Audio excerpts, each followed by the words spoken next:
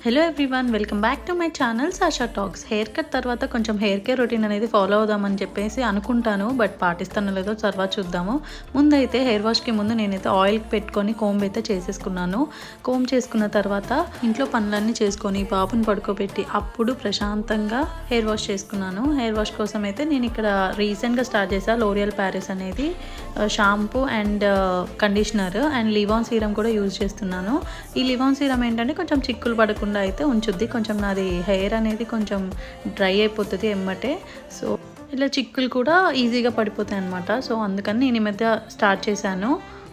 ఏంటో కానీ hair wash చేసుకున్న రోజు ఫేస్ అయితే చాలా ఫ్రెష్గా అనిపిస్తుంది అండ్ మైండ్ కూడా. సో ఇక్కడైతే నేను సీరం అండ్ ఇంట్లో ఉంటున్నాను కాబట్టి జస్ట్ మాయిశ్చరైజర్ అయితే పెట్టుకున్నాను. హెయిర్ కట్ తర్వాత మాత్రం చాలామంది నాలాగే హెయిర్ కేర్ రొటీన్ అనేది ఫాలో అవుదాం అనుకుంటారు, బట్ ఒక్కొక్కసారి అందరం నెగ్లెక్ట్ చేస్తాము.